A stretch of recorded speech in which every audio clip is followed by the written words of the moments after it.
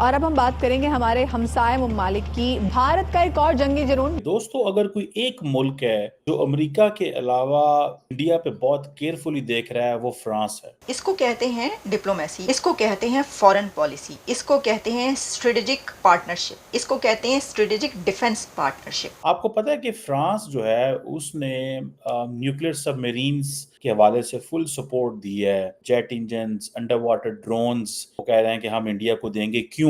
दहशतगर्दी के वाकयात भी हैं, आप भी जानते हैं, हमारे बॉर्डर्स की सिचुएशन भी जानते हैं, मसाइल क्या है। क्या पाकिस्तान दिफाई बजट पर कट अफोर्ड कर सकता है इस वक्त? आपको याद होगा कुछ अर्सा पहले कि फ्रांस ऑस्ट्रेलिया को न्यूक्लियर सबमरीन्स देना चाहता था और मुआहदा भी हो गया था, लेकिन अमेरिकन इसमें घुसे और उन्होंने उस मुआहदे को कैंसिल करवाया। और कैंसिल करवा के उन्होंने कहा कि हम ये न्यूक्लियर सबमरीन्स आपको देंगे, ये और फ्रांस नहीं दे सकता आपको। 70% बजट तनख्वाह में जाता है, बाकी 30% जो होता है वो उसके अंदर ऑपरेशनल एक्सपेंसेस होते हैं और सिविल इंफ्रास्ट्रक्चर, सिविल वर्क्स कहते हैं उसका, इंफ्रास्ट्रक्चर जो होता है। जिस मिसाल के तौर पे आपने कहीं आपने ये बंकर बनाने हैं, कहीं पे कोई इमारत बनानी है, कहीं पे कोई इस तरह की चीज़ बनेगी, तो वो होती हैं चीज़ें। तो ये डिवाइड हो जाता है वो 30% के नीचे। फ्रांस और इंडिया स्ट्रेटेजिक डिफेंस पार्टनरशिप के लिए तैयार हैं। ये एक ऐसा स्ट्रेटेजिक डिफेंस पार्टनरशिप है जिसके अंदर फ्रांस की तरफ से इंडिया को मदद दी जाएगी, फैसिलिटेट किया जाएगा, सपोर्ट किया जाएगा for the construction of nuclear attack submarine. तो आपके पास बिल्कुल ये हक है, पार्लियामेंट बैठे और पार्लियामेंट ये फैसला करे कि एयरफोर्स को आधा कर दो, नेवी को आधा कर दो, फ़ौज को तो तकरीबन 1/2 ख़त्म कर दो, और फिर उसके बाद आप बजट जो है उसके अंदर खातिर रहा, क्योंकि 60 से 70% बजट जो है ना ये तनख्वाहों पे जाता है। जो लोग फ़ौज के अंदर यूनिफॉर्म में होते हैं।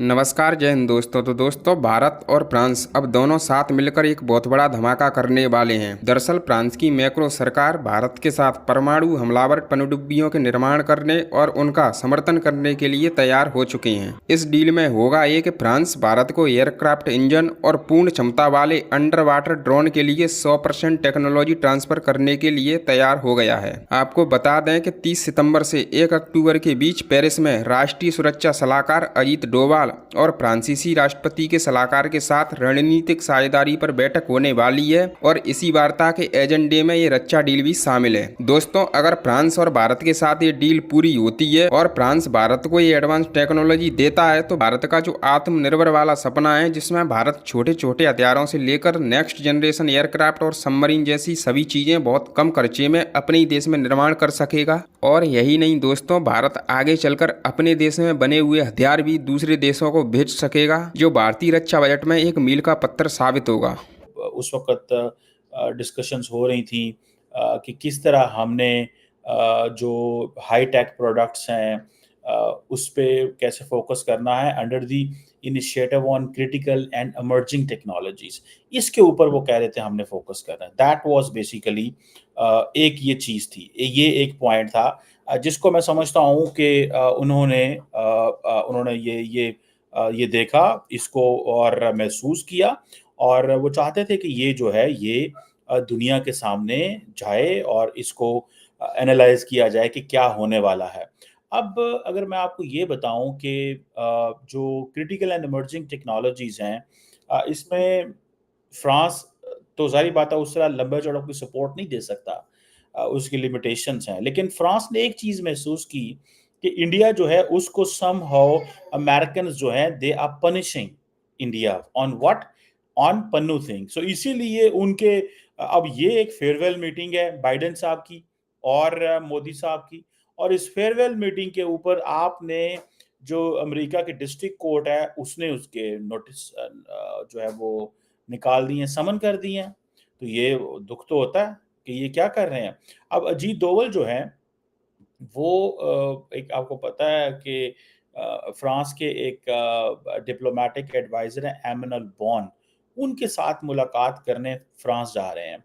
और मोदी साहब अमेरिकन्स को ये बता रहे हैं कि भैया ये जो आप लोग फ्रांस जा रहे हो, या मोदी साहब उनको ये बता रहे हैं कि ये जो आप करने जा रहे हो इसमें एक चीज़ को ज़हन में रखें। और वो क्या चीज़ ज़हन में रखें कि हम अगर आप हमें ज़्यादा तंग करेंगे आप हमें ज़्यादा पुश करेंगे, तो आप इस चीज़ को ज़हन में रखिएगा कि हमारे पास और भी ऑप्शंस मौजूद हैं। और वो कौन-सी ऑप्शंस मौजूद हैं?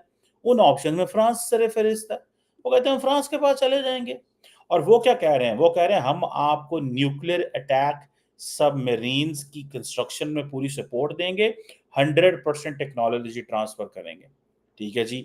और एयरक्राफ्ट इंजन्स हों, अंडर वाटर ड्रोन्स हों, ये कैपेबिलिटीज़ हम इंडिया को ट्रांसफ़र करेंगे। लेकिन इंडियंस जो हैं वो they are more interested into the American products, जो कि सीधी-सीधी बात है। उनको पता है कि किसी भी जंग के अंदर फ्रेंच जो प्रोडक्ट है उसका शायद वो जिसे कहते हैं ना हो तो सकता है, क्योंकि इंडिया आपको पता है आत्मनिर्भर भारत की बात करता है। ठीक है जी। तो फ्रांस ने इस चीज़ को महसूस करते हुए उन्होंने कहा जी कि हम एक रोबस्ट डिफेंस पार्टनरशिप चाहते हैं, और ये जो डिफेंस कोऑपरेशन है दोनों मुल्कों के दरमियान, ये एक एनुअल डिफेंस डायलॉग होता है इंडिया और फ्रांस का। उसके तहत वो इसको देखते हैं, और इसके काफ़ी ज़्यादा डायलॉग, मेरा ख़्याल है 5 जो हैं वो डायलॉग हो चुके हैं इस हवाले से। 2023 अक्टूबर के अंदर भी एक इंडिया और फ्रांस का ये डायलॉग हुआ था। इसी तरह आपको पता है इंडिया और फ्रांस जॉइंट एक्सरसाइज़ेज़ भी करते रहते हैं। स्पेस एजेंसी जो है, इंडियन डिफेंस की जो स्पेस एजेंसी पर्सनल हैं, वो भी फ्रांस की स्पेस कमांड के दौरे जो हैं वो कर चुकी हैं। सो एक बड़े पैमाने पे दोनों मुल्कों के बायलैटरल कोऑपरेशन जो हैं वो मौजूद हैं, और जो नज़र भी आते हैं, और पता चलता है कि भाई ये इस तरह की चीज़ जो है वो है। अब क्वेश्चन इसमें सिर्फ ये आता है कि ये जो एक तरफ उन्होंने समन जारी कर दिए, फ्रांस ने इंडिया को बुला लिया। ठीक है जी। अब दोवल साहब जो है वो मैक्रोन को मिल रहा है। याद रखें, अजीत दोवल अमेरिका इसलिए नहीं आए क्योंकि अमेरिका की अदालत ने उनके समन निकाले हुए थे। तो नरेंद्र मोदी ने उनको कहा कि जाओ तुम दोवल से मिलो। आपको जिनको नहीं पता मैं उनको बताता चलूँ कि जापान और अमेरिका एक दूसरे की छेड़ है। पंजाबी में अगर मैं आपको समझाऊँ तो, ठीक है? वो किस तरह छेड़ है? देखिए, France is the only country in the Europe जो आँखें दिखाता है।